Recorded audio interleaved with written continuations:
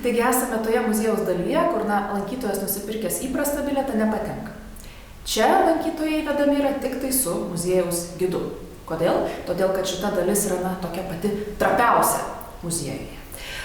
Ši dalis, kuri iš tiesų architektūrinių požiūrių yra pati seniausia, tai yra gotikinis pastato korpusas, buvo paskirta Varnelio kolekcijai. Tačiau ne šiaip kolekcijai, o tai jos daliai, kurią daugiausiai sudaro būtent vakarų Europos senoji dailė. Ir chronologiniu požiūriu čia yra daiktai, kurie siekia nuo 15 amžiaus pabaigos iki 20 amžiaus vidurio. Taip pat labai platus chronologinis spektras. Tai yra ir tapyba, ir skulptūra, grafika ir be abejo baldai. Taigi esame prie vieno, tikriausiai įdomiausių muziejaus eksponatų ir išskirtinių Lietuvos muziejų kontekste. Kodėl? Šito nuostabaus marmurinio biusto autorius yra toksai britų skulptorius, gyvenęs XIX amžiuje, seras Francis Chantrey. Nepaprastą karjerą iš tiesų padaręs skulptorius, kartu ir dailininkas. Ir šitas darbas išskirtinis tuo, kad yra vienintelis jo darbų pavyzdys Lietuvos muziejuose. Be abejo, privačiose kolekcijose galbūt yra kažkur dar kitų pavyzdžių, tačiau pas mus jis yra vienintelis. Šitas darbas vaizduoja skulptoriaus bičiulio sūnų, tokį Aleksandrą Makolakį, teisininką.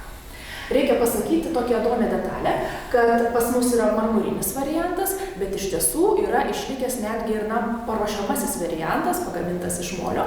Ir tas paruošiamasis variantas yra Ašmalio muziejuje Oksforde, Anglijoje. Taip pat galima paminėti tokią įdomią detalę, kad yra žinomas netgi ankstesnis šito darbo savininkas. Taip iš tiesų mūsų muziejuje nutinka retai, nes daugelį darbų Varnelis pirkdavo aukcionuose. Tuo tarpu šiuo atveju žinome, kad kūrinį anksčiau turėjo toksai Williamas Randolphas Herstas. Vienas didžiausių, stambiausių geltonosios spaudos magnatų Amerikoje, taip pat ir labai toksai godus kolekcininkas. Tai anksčiau jis buvo būtent šito kūrinio savininkas.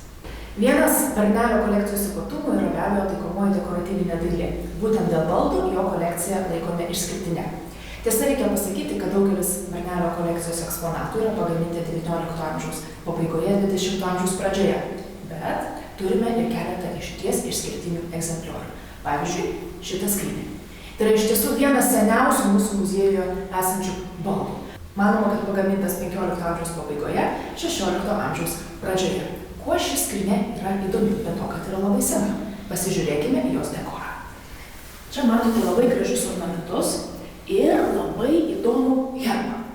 Kasgi tam herbe yra vaizduojama.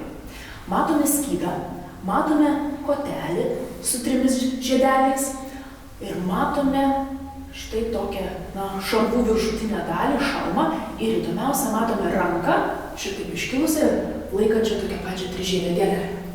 Koks keistas herbas, ar ne? Tačiau iš tiesų šitas herbas mums padeda nustatyti kilmės vietą. Nes tokios struktūros panašių herbų galime sutikti šių dienų pietinėje Vokietijoje arba Čekijos teritorijoje. Todėl labai tikėtina, kad ši skrynia ir atkeliavo iš ten. Tiesa, Varnelis iš Vokietijos jos nesivežė. Vežėsi jis ją iš Amerikos. Nes jie rado vilą Virdžinijoje, tose namuose, kuriuos nusipirko išėjęs į pensiją. Štai čia taip pat matome vienus seniausių muziejaus eksponatų. Tik šį kartą tapybos darbus. Kuogi jie tokie ypatingi, kaip minėjau, vieni seniausių.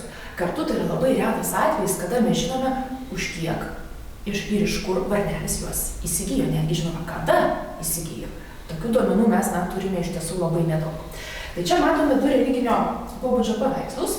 Vienas iš jų yra portatyvinis, nešiojamas arba suveriamas altorėlis. Įdomu tai, kad Varnelis jį pirko 90 metais Amerikoje Kristis aukcione. Kaina $325. Šiandien galbūt ta suma atrodo tokia nelabai didelė. Tačiau tuo metu tai buvo gana vidutiniški pinigai, turint omeny, kad darbas iš tiesų yra labai senas. Tai yra 15 amžiaus pabaiga, 16 amžiaus pradžia. Dabar iš kurgi tas paveikslas yra kilęs? Greičiausiai sienos regionas Italija. Matome visi būdingi elementai. Matome ir fundatorių herbus. Tai su juo kaip ir viskas yra aišku. Tačiau kur kas daugiau klausimų mums iškėlė šalia esantis, kaiminystėje esantis paveikslas tokio paties siužeto. Dabar, kuo jis yra įdomus? Įdomus tuo, kad yra vienas anksčiausiai Varnelio įsigytų vakarų Europos meno pavyzdžių. Jį Varnelis pirko dar 1952 metais. Tuo metu, tiesą sakant, vakarų Europos dailės pavyzdžių jis dar nelabai rinko. Tuo metu, po karo, vos persikėlusi Čikagą, ji daugiausia domino lituanistiką. Žemėlapiai, grafika, taip pat su Lietuva susiję tapybos, kultūros darbai, vakarų Europos dailės dar jo kolekcijoje buvo nedaug. Tad klausimas, kodėlgi jis ryžosi tokiai avantiūrai pirkti už tuo metu labai didelę sumą – $250 štai šitą paveikslėlį. Mano galva, vienas iš tokių pagrindinių motyvų buvo tas, kad šitą kūrinį pasiūlė įsigyti jo tautietis, kitas lietuvis, Australijoje gyvenęs gydytojas John Butkus. Per tarpininką Stuoką, kuris gyveno Čikagoje, ir šis išgirdęs, kad yra kraštietis, kuris renka, senosios dailės pavyzdžius. Ir šitaip tas darbas buvo pasiūlytas. Tiek pardavėjas, tiek ir pirkėjas abu buvo vienodai įsitikinę, kad yra labai vertingas italų autoriaus Mateo Di Giovanni kūrinys. Lygiai iš to paties laiko, kaip ir šalia esantis suveriamas altorius, 15 amžiaus pabaiga. Tai matyt, tos priežastys ir sugundė Varnelį įsigyti kūrinį. Bet šiandien mes jau žinome, kad iš tiesų tai nėra Mateo Di Giovanni originalas. Tikrasis Mateo Di Giovanni darbas iš Italijos niekada nebuvo iškeliavęs. Iki šiol yra saugomas sienos paveikslų galerijos, sienos pinakotikoje. Klausimas, tai kągi turime mes? Ogi turime kopiją. Tačiau labai seną kopiją. Labai tikėtina, kad nutapyta netgi tuo pačiu metu kaip ir originalas. 16, 15 galbūt amžius. Tiesa, kad tai tikrai nėra Mateo Di Giovanni kūrinys, mums padeda išsiaiškinti labai paprastas dalykas. Smulkutės detalės. Jeigu pasižiūrėsime, tai iš tiesų skiriasi tiesiog meninio atlikimo lygis. Tikrasis darbas esantis Italijoje yra aukštesnės kokybės, aukštesnio lygio. O čia matome, kad dailininkas nebuvo toks profesionalus. Matome, kad yra buvę ir vėlesnių užtapymų. Pavyzdžiui, per klaidą vaiko dantis net raudonai užtapyti, bet tobulinant lūpas, ar ne? Taip pat matome, kad yra ir Madonos blakstienos tokios, šiaip savo atrodančios. Vargu ar Mateo Di Giovanni būtų leidę savo, tokius dalykus. Bet kartu vis tiek, nors ir būdamas kopija, šitas darbas yra vienas įdomiausių mūsų muziejaus eksponatų. Vien dėl visos savo istorijos. Nors šiaip jau šita muziejaus dalis yra skirta vakarų Europos dailei, tačiau kartu čia turime ir vieną kitą, lietuvišką inkliuzą, pavadinkime taip. Ir štai čia vienas tokių pavyzdžių ir yra. Tai yra, garsios Kunigaikščių Giedraičių giminės atstovas. Manoma, kad Aleksandras Giedraitis, bet iki galo nėra žinoma. Kuo šitas dabar darbas įdomus? Įdomus visų pirma tuo, kad jį Varnelis įsigijo jau grįžęs į Lietuvą. Manoma, apie 2000 metus. Ir pirko, tiesą sakant, visai čia pat už kampo. Kitoje pusėje gatvės esančiame antikvariate. Dabar, kas yra labai įdomu, kad šitą paveikslą verta apžiūrėti iš arti. Jeigu gerai įsižiūrėsime, čia pamatysime, kad užrašyta Knezė Giedroic 1886 metai.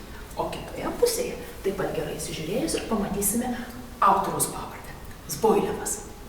Iš kur šitas dailininkas buvo, kokia jo gyvenimo istorija, kas tiksliai ir kada užsakė šitą kūrinį, dėja nežinome. Bet vis tiek tai yra labai retas atvejis, kada turime būtent dailininko parašą. Ir be abejo portretuojamojo herbą. Reikia pasakyti, kad Varnelio kolekcijoje lietuviškų portretų su Lietuva susijusių asmenų portretų iš tiesų yra labai gausu. Daugiausia tai yra grafikos darbai, tačiau Varnelis taip pat buvo labai įstringas tapybos portretų rinkėjas ir stengiasi surinkti kiek įmanoma daugiau lietuviškos bajorijos atvaizdų.